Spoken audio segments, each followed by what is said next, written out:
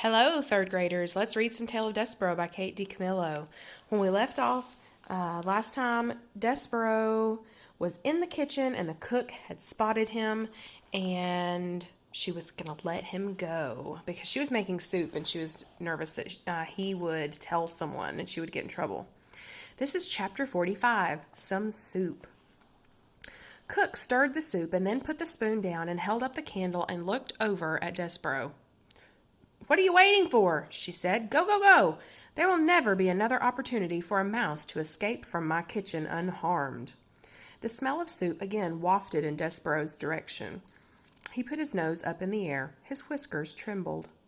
"Yes," said Cook, "that is the soup that you're smelling. The princess, not that you would know or care, is missing, bless her good-hearted self, and times are terrible. And when times are terrible, soup is the answer." "Don't it smell like the answer?" "Yes," said Despereaux. He nodded. Cook turned away from him. She put the candle down and picked up her spoon and started to stir. "Oh," she said, "these are dark days." She shook her head. "And I'm kidding myself. There ain't no point in making soup unless others eat it. Soup needs another mouth to taste it, another heart to be warmed by it." She stopped stirring. She turned and looked at Despereaux. "Mouse," said Cook, "would you like some soup?" And then, without waiting for an answer, she took a saucer and spooned some soup into it and set it on the kitchen floor. "Come closer," she said. "I don't aim to hurt you, I promise." Despereaux sniffed. The soup smelled wonderful, incredible. Keeping one eye on Cook, he stepped out from behind the spool of thread and crept closer. "Go on," said Cook. "Taste it." Despereaux stepped onto the saucer. Soup covered his paws. He bent his head to the hot broth. He sipped. Oh, it was lovely. Garlic and chicken and watercress, the same soup that Cook had made the day the Queen had died. "How is it?" the cook asked Cook anxiously. "Wonderful," said Despereaux. "Too much garlic?" said Cook, wringing her fat hands. "No," said Despereaux. "It's perfect." Cook smiled. "See," she said, "there ain't a body, be it mouse or man, that ain't made better by a little soup." Despereaux bent his head and sipped again, and Cook stood over him and smiled, saying, "It don't need a thing then, is that what you're saying? It's just right?" Despereaux nodded. He drank the soup in big, noisy gulps, and when he stepped out of the saucer, his paws were damp and his whiskers were dripping and his stomach was full. Cook said to him, "Not done already, are you? Surely you ain't done. You must want more." "I can't," said Despereaux. "I don't have time. I'm on my way to the dungeon to save the princess." "Ha-hee," laughed Cook.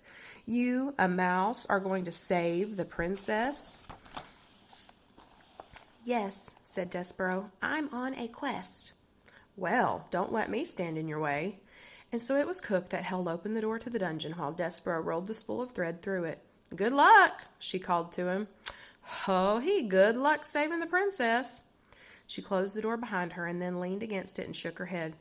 "And if that ain't an indicator of what strange days these are," she said to herself, "then I don't know what is. Me, Cook, feeding a mouse soup and then wishing him good luck in saving the princess. Oh my, strange days indeed." And there's Despereaux eating the soup from the saucer. "It's perfect," he said. Chapter 46, Mouse Blood, Yes. Despereaux stood at the top of the dungeon stairs and peered into the darkness that waited for him below. "Oh," he said, "oh my." He had forgotten how the dark of the dungeon could be. He had forgotten, too, its terrible smell, the stench of rats, the odor of suffering. But his heart was full of love for the princess, and his stomach was full of cooked soup, and Despereaux felt brave and strong. And so he began immediately, and without despair, the hard work of maneuvering the spool of thread down the narrow dungeon steps. Down, down, down went Despereaux Tilling and the spool of thread. Slowly, oh so slowly they went, and the passage was dark, dark, dark. "I will tell myself a story," said Despereaux. "I will make some light.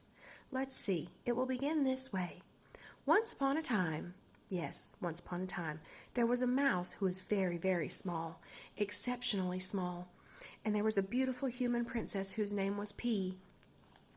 And it so happened that this mouse was the one who was selected by fate to serve the princess, to honor her, and to save her from the darkness of a terrible dungeon. This story cheered up Despereaux considerably.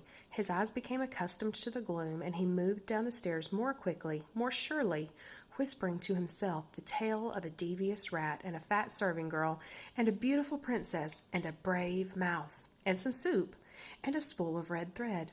It was a story, in fact, very similar to the one you're reading right now, and the telling of it gave Despereaux strength.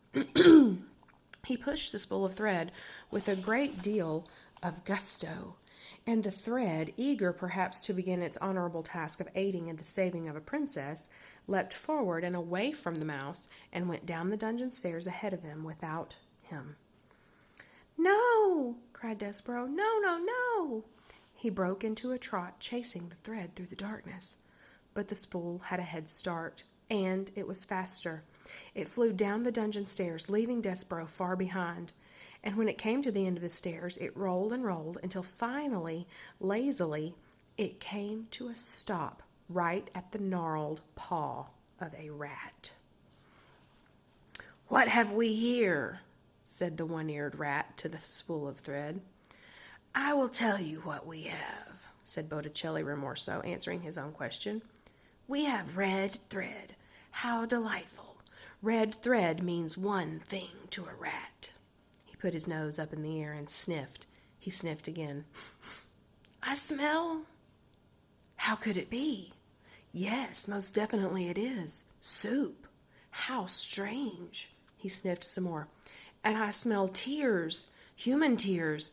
Delightful. And I also detect the smell." He put his nose high into the air and took a big whiff. "Of flour and oil. Oh my, what a cornucopia of scents. But below it all, what do I smell? The blood of a mouse. Unmistakably mouse blood. Yes. Ha, ha, ha. Exactly. Mouse." Botticelli looked down at the spool of thread and smiled. He gave a gentle push with one paw.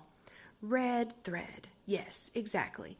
Just when you think that life in the dungeon cannot get any better, a mouse arrives." Ooh, Botticelli. Botticelli. We will start with chapter 47 when we read again. No choice.